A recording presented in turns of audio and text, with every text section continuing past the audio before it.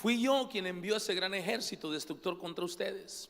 Volverán a tener toda la comida que desean y alabarán al Señor su Dios, que hace esos milagros para ustedes.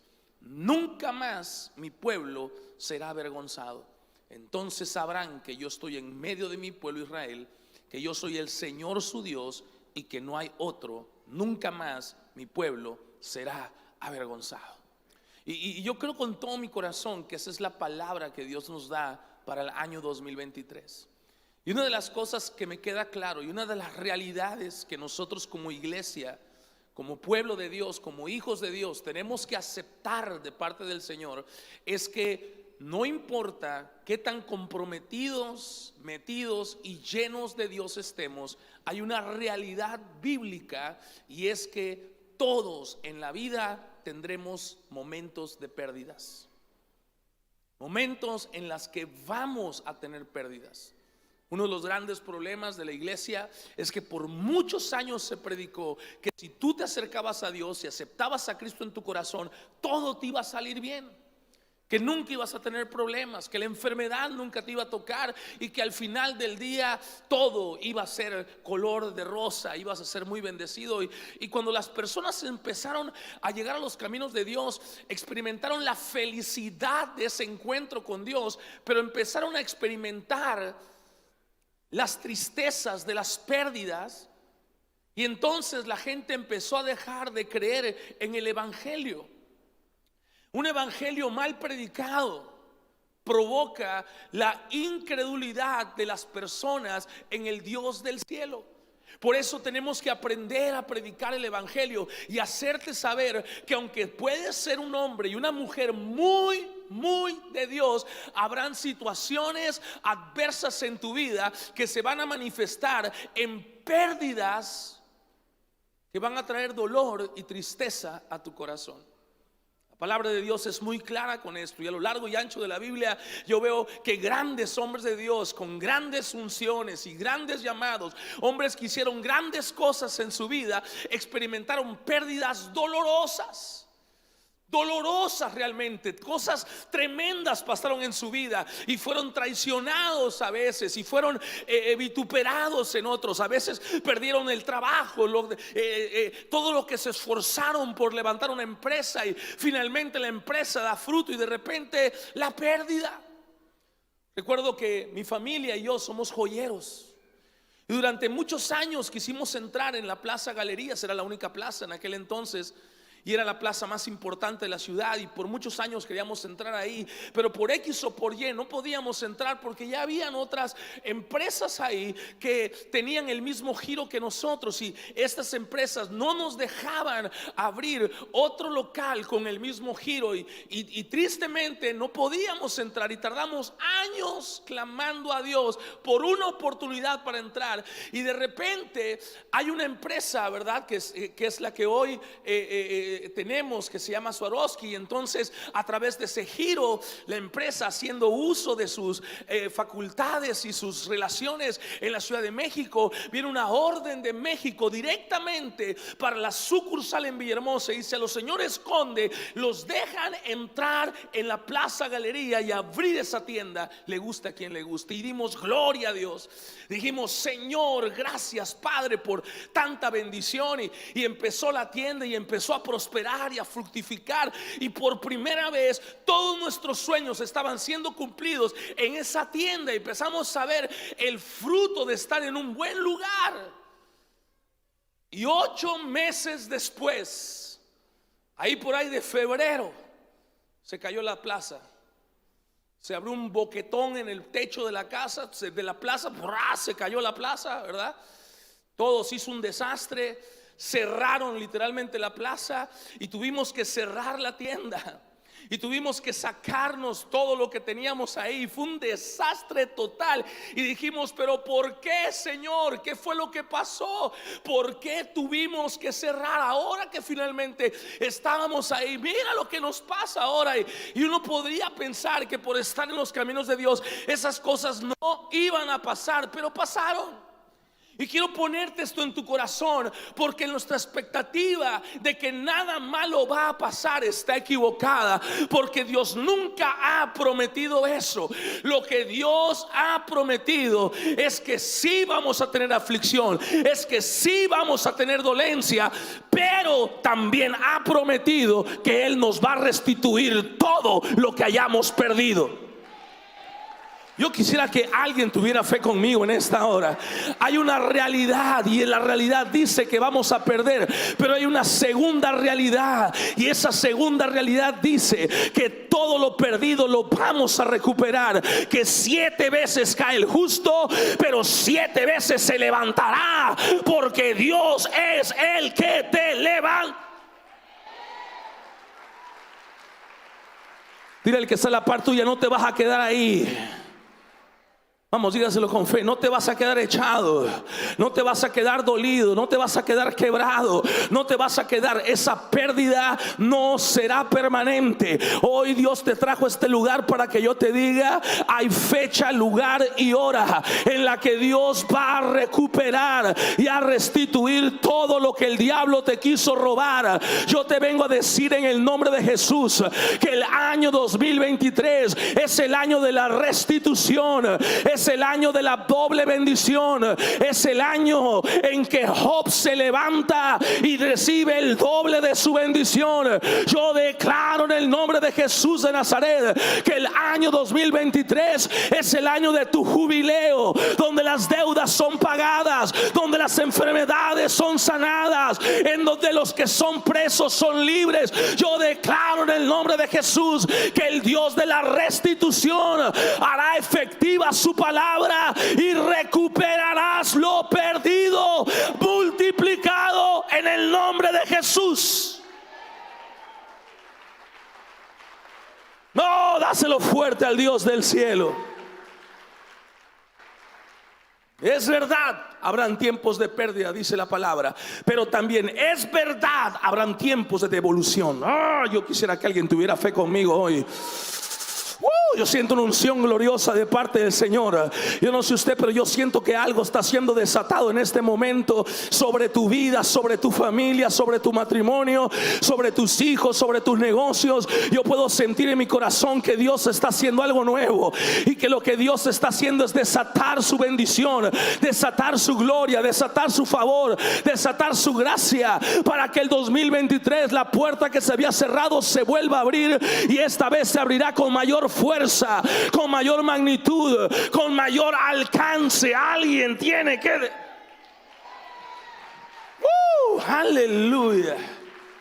Dile al que está a la par tuya: vas a ser más bendecido de lo que eras cuando lo perdiste todo.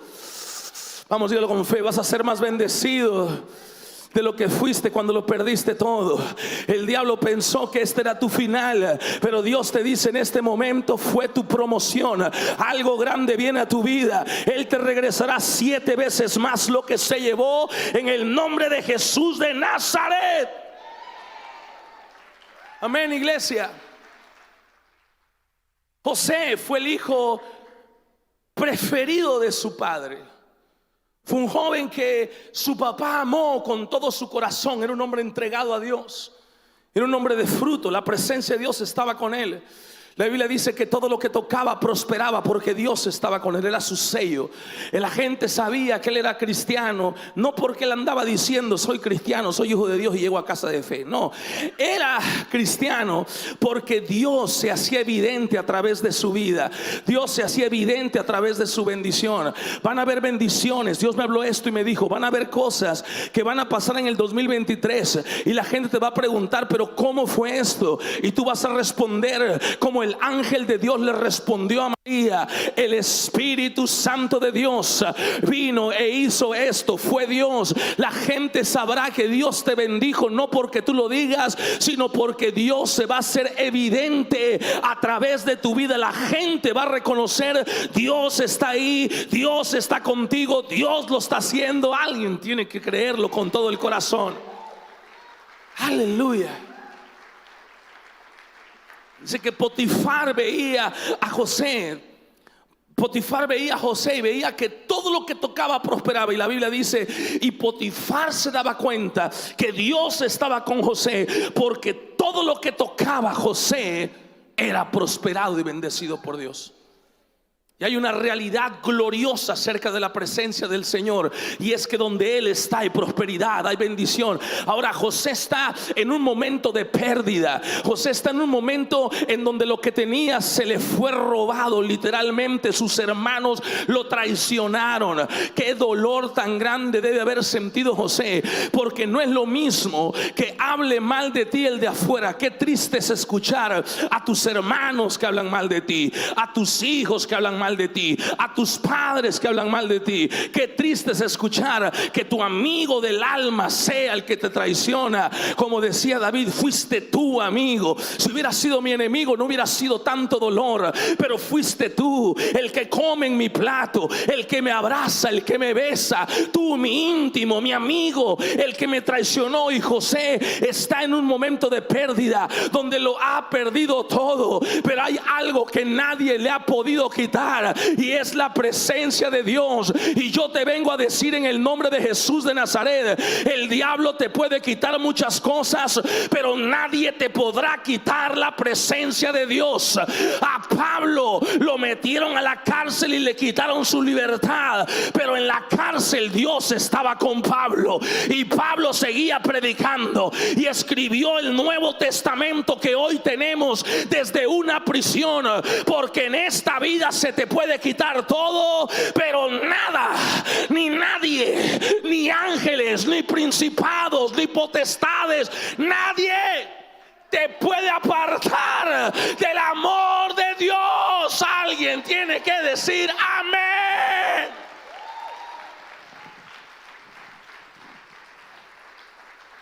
Dile el que está a la par tuya, ese desgraciado te quitó el carro, te quitó la casa, te quitaron cosas en la vida, pero nadie te puede quitar a Dios. Nadie te puede quitar su presencia, nadie te puede quitar la unción, nadie te puede quitar la revelación, nadie te puede quitar tu promesa. Habrá alguien en este lugar que tenga promesa. Hoy yo vengo a avivar tu promesa. Hoy yo vengo con un sonido del cielo a decirte: tu promesa vive, tu promesa sigue en pie. No se ha cumplido, pero se cumplirá. Sea todo hombre mentiroso, pero Dios es veraz. Si Dios lo dijo, Dios lo va a hacer. Esto fue lo que mantuvo a José por 18 años de persecución, 18 años de dolor, 18 años viviendo la injusticia de sus hermanos, la injusticia de su jefe, la injusticia de la vida. 18 años sostenido por una promesa de Dios. Y yo te vengo a decir algo en el nombre de Jesús: la promesa de Dios es la que nos ha sostenido hasta hoy, y Dios va a cumplir su palabra, tal como lo hizo con José. Oh, alguien tiene que decir amén. Dile al que está a la par tuya: buenas tardes, hermano. A partir de hoy dime: José, soy José el que le quitaron algo, pero Dios va a cumplir su promesa, porque yo no estoy solo, yo tengo futuro. Los planes de Dios para mi vida son planes de bien y no de mal. Mis enemigos me quieren ver mal, mis enemigos me quieren ver abajo, pero no lo verán, porque Dios no lo va a permitir. Dios me va a levantar y verán la gloria de Dios y dirán: verdaderamente Dios está con él.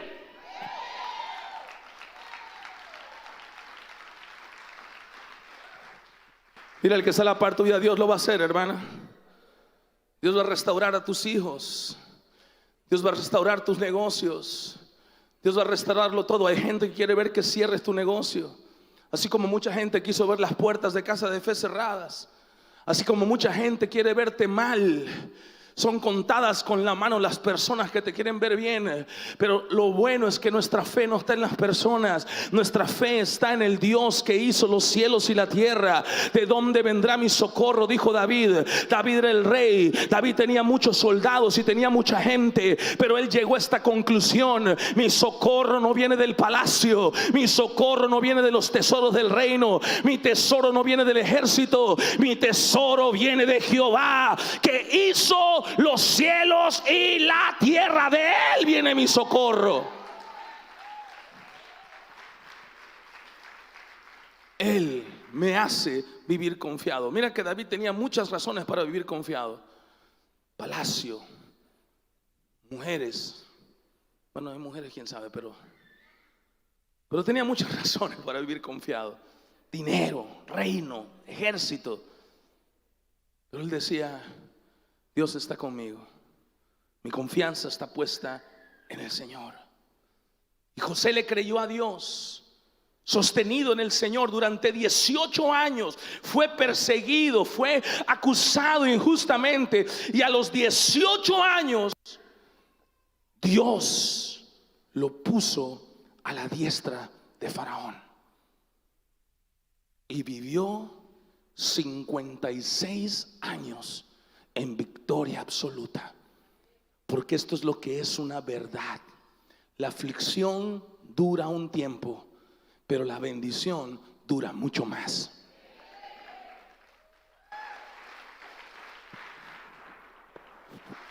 Oh, alguien que lo crea, dele un fuerte aplauso al Dios del cielo. Amén, iglesia.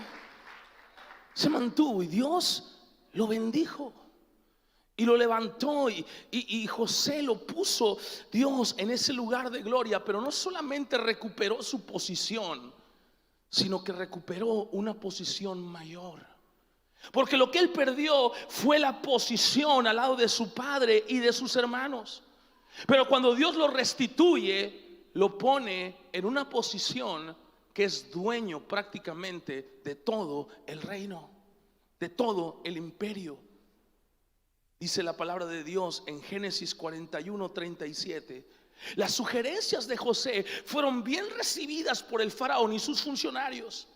Aquí han pasado 18 años de persecución, iglesia.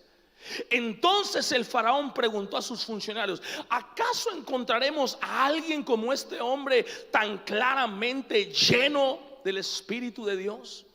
Así que el faraón dijo a José: como Dios te ha revelado el significado de los sueños a ti, es obvio que no hay nadie más sabio e inteligente que tú. Quedarás a cargo de mi palacio y toda mi gente recibirá órdenes de ti. Solo yo, sentado en mi trono, tendré un rango superior al tuyo. Lo hizo segundo después de Faraón, porque cuando Dios restituye, te restituye multiplicado. Alguien prepare su corazón para la multiplicación en el 2023.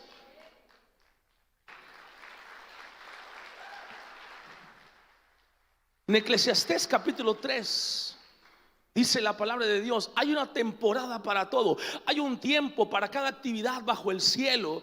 Hay un tiempo para llorar y hay un tiempo para reír. Hay un tiempo para entristecerse, pero hay un tiempo para bailar. Y esto es lo que Dios hace con nosotros. Amada iglesia, seremos levantados. Pasaremos momentos de vamos a llorar, pero vamos a tener tiempos de baile. Pasaremos tiempos de tristeza, pero vamos a tener tiempos de alegría. Lo peor que te puede pasar es que te quedes estancado en el tiempo de la tristeza. Tú tienes que avanzar hacia la restitución. Ya conmigo: Señor, ayúdame a avanzar hacia la restitución. Amén, iglesia. La pregunta es: ¿cómo avanzamos a la restitución? ¿Cómo logramos ver esa restitución gloriosa de parte del Señor? Quiero que vaya conmigo a Jueces capítulo 16. Ahí encontramos la historia del gran Sansón, un hombre fuerte procedente de Tiapa,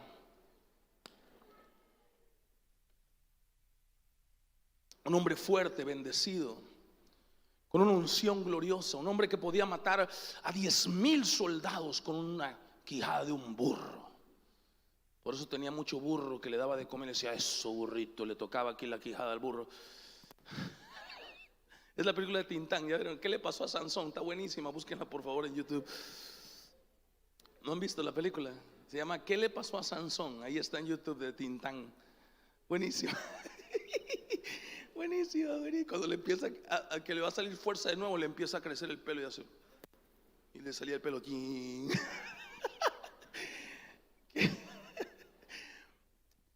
Jueces 16:20 dice así: entonces ella gritó: Sansón, Los filisteos han venido a capturarte. La mujer lo había seducido para que le revelara el secreto de su fuerza.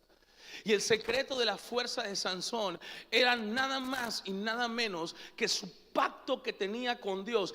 El pacto de no cortarse el cabello. No era el cabello largo, era el pacto que tenía con Dios. Mientras no te cortes el pelo, Sansón, yo estaré contigo. Este es el pacto entre tú y yo. No quebrantes este pacto y vas a ver la gloria de Dios siempre que tú lo necesites. Y entonces Sansón le revela a Dalila el secreto de su fuerza, seducido por esta bella mujer. Y dice la Biblia que la mujer le corta el pelo, y de repente cuando despertó pensó: haré como antes y enseguida me liberaré. Pero no se daba cuenta de que el Señor lo había abandonado.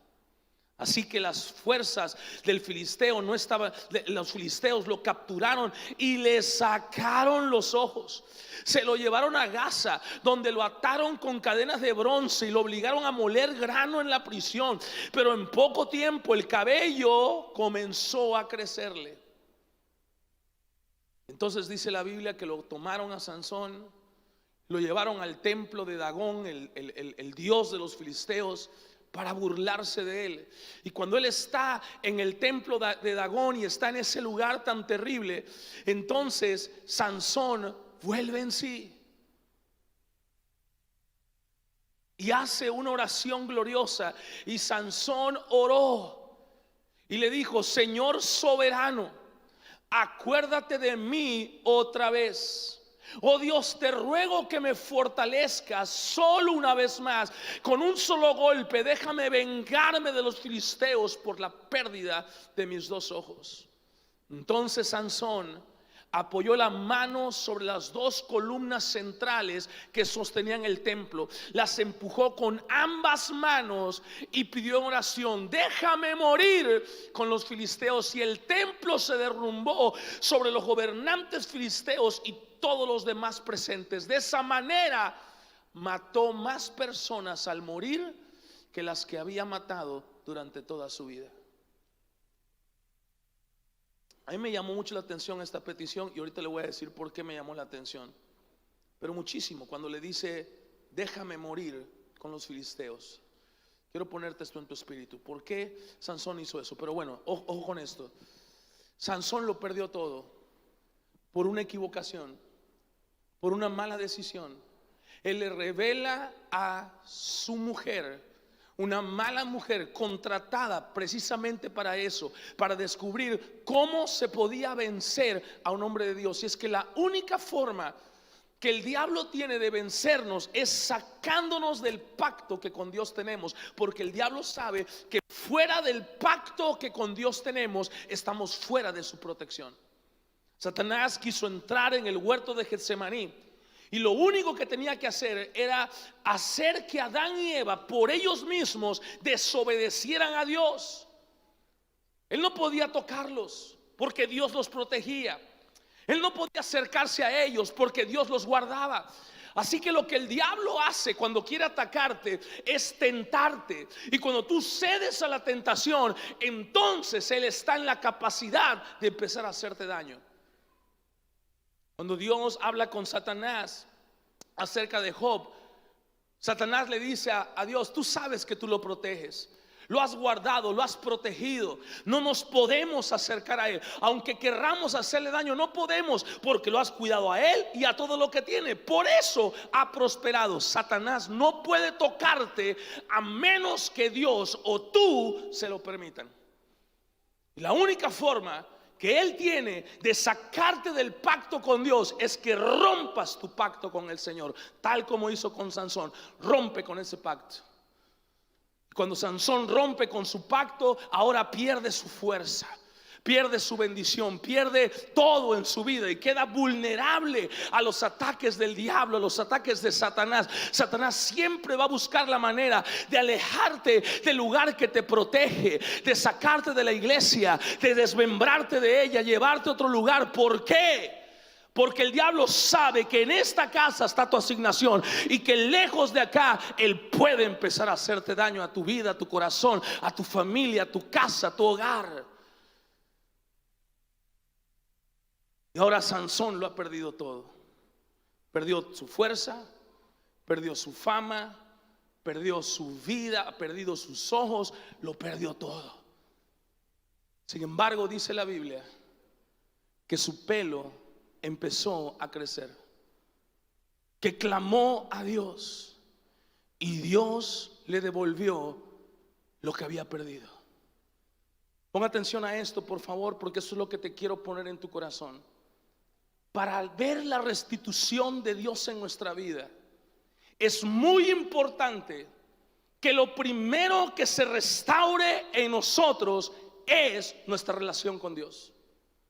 Fue lo primero que se restauró en Sansón. La Biblia hace mención: el cabello de Sansón volvió a crecer, el pacto con Dios volvió a crecer, se restauró su relación con el Señor, oró a Dios, clamó a Dios, la oración lo conectó con Dios una vez más. Y cuando esta restauración empezó a darse, Dios empezó a bendecirlo.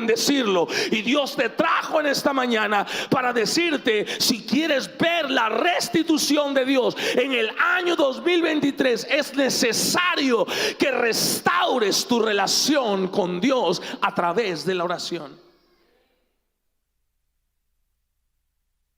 Dios es un Dios de pactos, y el pelo de Sansón es para ti y para mí nuestro tiempo de comunión con el Señor.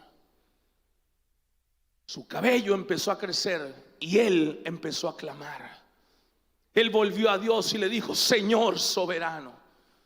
Y empezó a levantar un clamor al Señor: devuélveme la fuerza una vez más, te lo pido. Déjame vengarme de mis adversarios porque me han quitado los ojos. Restitúyeme la fuerza, devuélveme lo que me robaron, devuélveme lo que perdí. Pero antes de la restitución, de la restauración, es necesario se restaure tu relación con el Señor. Que saques de tu vida todo lo que afecta tu relación con Dios y restaures tu camino con el Señor. Ahora Sansón ya no está con Dalila. Ahora Sansón ya no está en los brazos del adulterio. Ahora Sansón ya no está en los brazos de la fornicación. Ahora Sansón ya no está en los brazos de la inmoralidad. Ahora Sansón está en los brazos de su Padre Celestial. Y su Padre Celestial está oyendo la oración, porque escrito está en su palabra: vengan a mí los cansados y cargados, búscame y me encontrarás. Cuando me busques de todo corazón,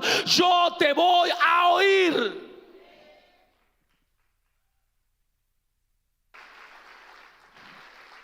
Diga conmigo: es tiempo de volver a la oración, restaurar mi relación con Dios, restaurar mi caminar con el Señor. Mira lo que dice 2 de Crónicas capítulo 7 verso 11. Así que Salomón terminó de construir el templo del Señor y también el palacio real, y llevó a cabo todo lo que había pensado hacer en la construcción del templo y del palacio. Diga conmigo: un gran templo.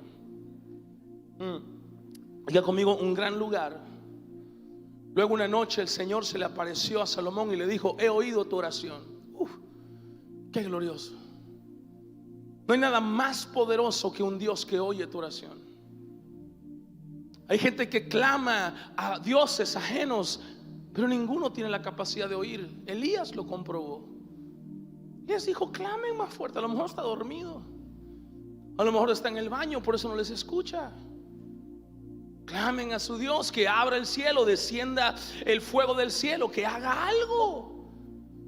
Pero no fue hasta que Elías oró al único Dios vivo y verdadero que el fuego cayó del cielo, porque nuestro Dios es un Dios que oye las oraciones de su pueblo. Aleluya. Somos poderosos cuando oramos. Somos poderosos cuando clamamos a Dios. Vemos milagros cuando oramos, vemos maravillas cuando oramos, vemos la mano de Dios moverse cuando oramos. Porque Dios, ojo por favor, Él sabe lo que te hace falta, Él sabe lo que necesitas, pero Él dejó que en la solicitud puede hacer lo que Él sabe que tú necesitas hacer. Tú necesitas entender que aunque Dios sabe lo que te hace falta, Dios no se va a meter en su vida a menos que tú se lo pidas. Una mujer estaba enojada con Dios porque su hijo joven había muerto en un accidente automovilístico. Y yo le hice una pregunta: ¿usted oraba por su hijo? ¿Usted clamaba por él? Porque déjeme darle un testimonio mío. Yo también fui joven y muchas veces me subí al carro en estado de alcoholismo. Recuerdo subirme al carro y recuerdo estar en mi casa. No sé ni cómo llegué, ni qué manejé, ni qué hice. Era para morir. Pero en casa había una mamá que oraba por mí. Esa es la gran diferencia. Jesús dice: yo busqué a alguien en la tierra para no destruirla, pero no encontré a nadie que se pusiera a favor de ella. Vivimos en un mundo quebrado, en un mundo peleado por el infierno, donde Satanás lo único que quiere es hacernos daño. Y nos damos el lujo de no orar, de no pasar tiempo con Dios, de no clamar, de no interceder, de no hacer guerra. ¿Cómo pues vamos a ver la gloria de Dios en eso? He oído tu oración y elegido este templo como el lugar para que realicen sacrificios. Puede ser que a veces yo cierre los cielos para que no llueva, o mande langostas para que devoren las cosechas, o envíe plagas como el COVID entre ustedes.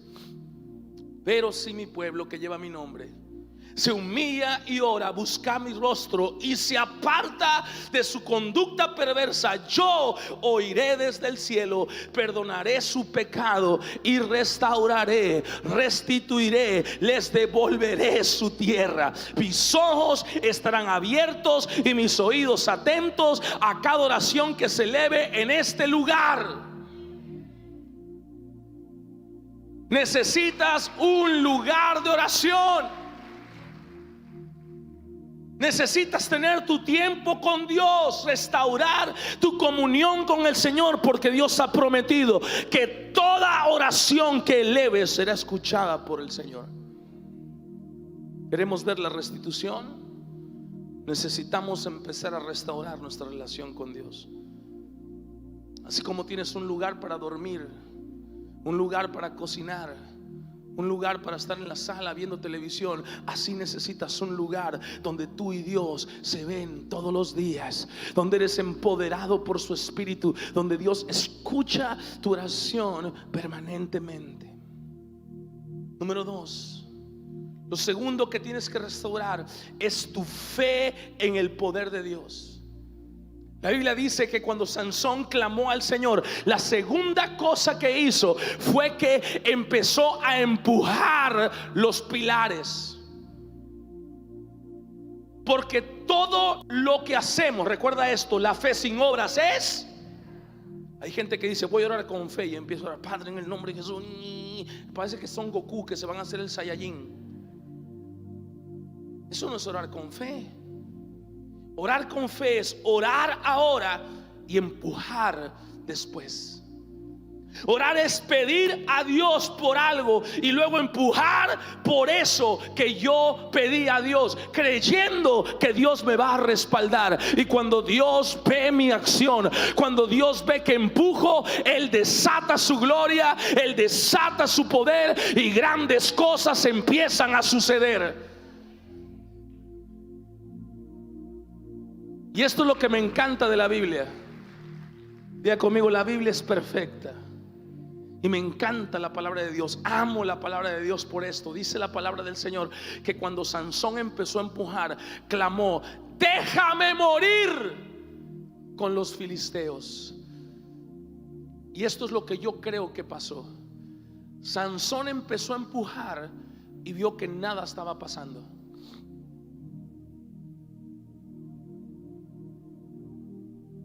Y él se dio cuenta de algo, y pudo haber pensado muchas cosas, porque yo conozco a las ovejas. Yo fui oveja también, y yo sé cómo siente uno a veces cuando uno ora y empieza a empujar y no ve respuesta. Uno dice: no, Dios dice que no. No, de nada sirvió la oración, de nada sirvió el ayuno. Todo sigue igual. Todo está igual, de nada sirvió. Y Sansón empezó a empujar entre los pilares, y al ver que los pilares no se movían, no se desanimó, sino que se dio cuenta: los pilares no se mueven no porque Dios no haya escuchado mi oración, sino porque Dios no quiere que yo me muera aquí también. Y por eso dijo él: Señor, deja que muera con ellos.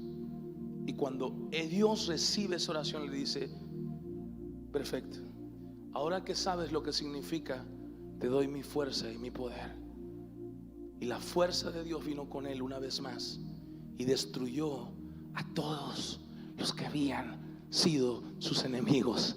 Dios restauró todo lo perdido y él fue bendecido por el Señor. Y esto es lo que te quiero poner en tu espíritu. Cuando tú oras a Dios, tienes que empujar y perseverar, creer que lo que tú oraste está moviendo la mano de Dios, y que Dios no se va a mover solo porque se lo pediste, sino porque Él ve tu acción hacia lo que tú pediste. Yo imagino que los amigos del paralítico, los 4 que llevaban a su amigo el paralítico a ver a Jesús, deben haber orado al Señor y dicho: Señor, yo oro y te pido, Padre, que Jesús nos reciba. Pero dice que cuando llegaron donde estaba Jesús, la casa estaba repleta de gente, pero no se quedaron ahí.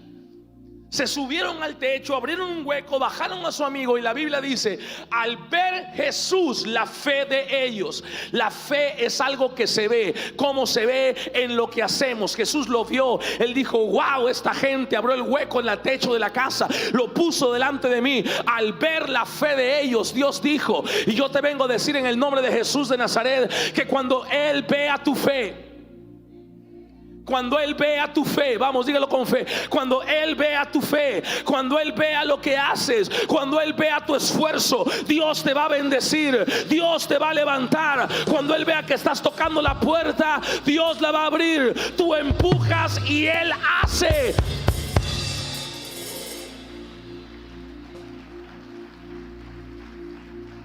Y número 3, lo tercero que tienes que restaurar es su presencia en tu vida,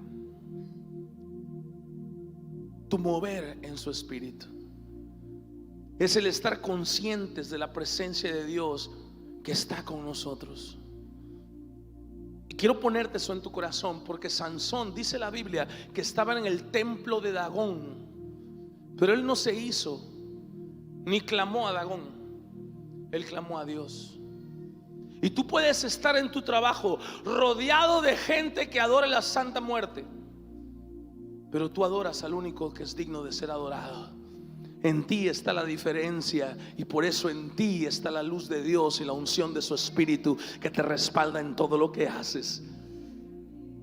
Es estar consciente de Dios. La Biblia dice en el Salmo 91: los que viven al amparo del Altísimo encontrarán descanso a la sombra del Todopoderoso. Donde quiera que esté, yo estoy consciente que Dios está conmigo. No importa si mi esposa me puede ver o no, no importa si mi pastor me puede ver o no, lo importante es que Dios me puede ver. Y voy a respetar, honrar la presencia de Dios que está en todas partes. Y cuando yo restauro mi caminar con el Señor y estoy consciente que Dios está en todas partes conmigo, entonces empezaré a experimentar al Dios Todopoderoso. Entonces empezaré a ver milagros, entonces empezaré a ver prodigios, entonces la mano del Dios Todopoderoso me acompañará y Él se manifestará en todo lo que hagas, porque estás respetando su presencia, honrando la presencia de Dios en donde quiera que estás. Quiero ponerte eso en tu corazón, iglesia. Quiero terminar con esto. En Lucas capítulo 15 encontramos la historia de un padre que tenía 2 hijos. Uno de ellos le pidió a su papá su herencia anticipada, y cuando finalmente la tuvo, salió a vivir perdidamente.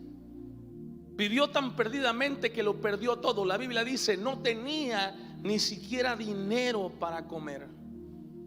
La Biblia dice en Lucas capítulo 15 verso 16: el joven llegó a tener tanta hambre que hasta las algarrobas con las que alimentaba a los cerdos le parecían buenas para comer, pero nadie le dio nada. Cuando finalmente entró en razón, se dijo a sí mismo: en casa hasta los jornaleros tienen comida de sobra, y aquí estoy yo muriéndome de hambre. Volveré a la casa de mi padre y le diré: Padre, he pecado contra el cielo y contra ti, ya no soy digno que me llamen tu hijo, te ruego que me contrates como un jornalero. Y aquí veo por un lado la obra de Dios y por otro lado la obra de Satanás. ¿Dónde está la obra de Dios? Cuando él entra en razón y se da cuenta: ¿qué hago aquí? Yo no debería estar aquí. Yo debería estar en la casa del Padre, porque en el mundo hay crisis, pero en la casa del Padre hay abundancia. Oh, alguien tiene que decir amén.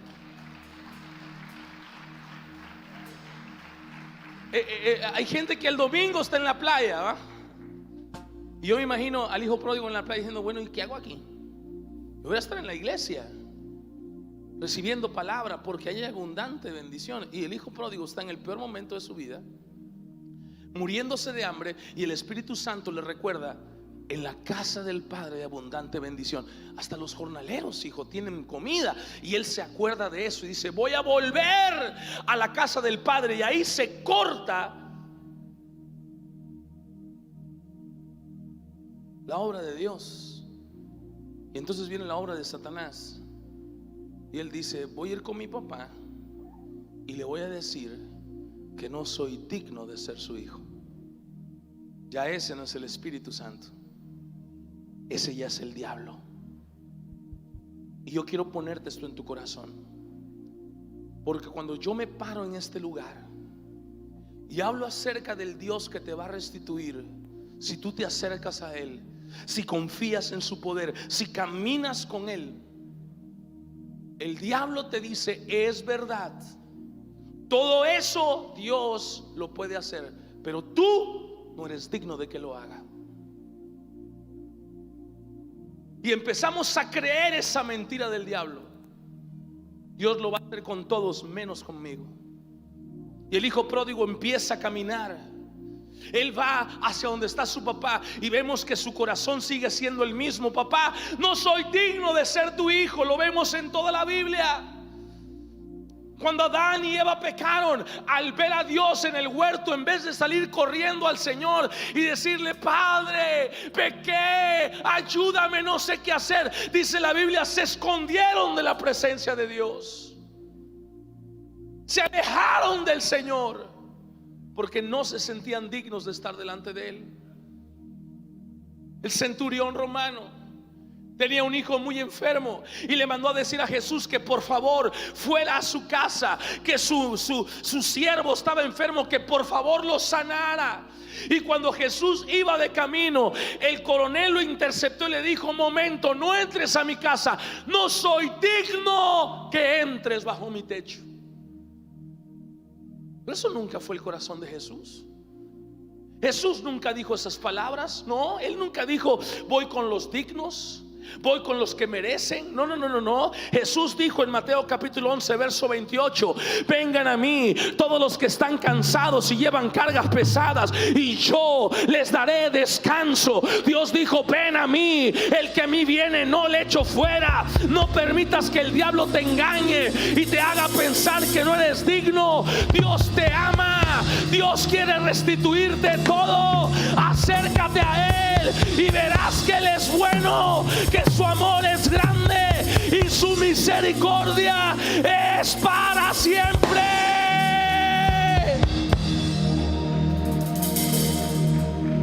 Oh, alguien que lo crea, dale un fuerte aplauso al Dios del cielo. ¡Vamos! Entonces regresó a la casa de su padre, y cuando todavía estaba lejos, su padre lo vio llegar. Lleno de amor y de compasión, corrió hacia su hijo, lo abrazó y lo besó. Y su hijo le dijo: Padre, he pecado contra el cielo y contra ti, ya no soy digno. Ahí está el diablo hablando de que me llamen tu hijo. Sin embargo, su padre dijo a los sirvientes: rápido, traigan la mejor túnica que haya en la casa y vístanlo. Consigan un anillo para su dedo, sandalia para sus pies, maten un ternero engordado. Tenemos que celebrar con un banquete, porque este hijo mío estaba muerto, ha vuelto, estaba perdido, lo hemos encontrado. Y entonces comenzó la fiesta. Yo te vengo a profetizar en el nombre de Jesús: tiempo de fiesta para tu casa, tiempo de fiesta para tu matrimonio, tiempo de fiesta para con tus hijos, tiempo de fiesta para tus finanzas. En el nombre de Jesús de Nazaret, Dios te devolverá todo, todo, todo. Y cuando Dios lo haga, lo hará multiplicado, porque este es el corazón del Padre. Él quiere, Él desea, Él murió para bendecirte.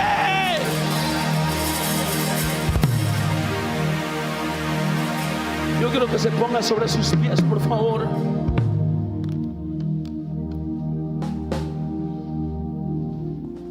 Vas a ser bendecido como nunca antes, porque ese es el corazón del Padre. Dios va a restaurar tu posición, te va a dar una nueva vestidura, te va a dar una autoridad nueva, te va a enseñar a caminar con Él. Tu vida va a ser cambiada, va a ser transformada en el nombre de Jesús, porque lo que Dios tiene para tu vida es mayor. No importa cuánto el diablo haya puesto sobre tu vida, yo te vengo a decir en el nombre de Jesús que lo que Dios tiene sobre ti es mucho mayor. En Lucas capítulo 15, en el verso 28, dice la Biblia que el hermano mayor se enojó y no quiso entrar. Y su padre salió y le suplicó que entrara, pero él respondió: todos estos años he trabajado para ti como un burro y nunca me negué a hacer nada de lo que me pediste. Y en todo este tiempo no me diste ni un cabrito para festejar con mis amigos.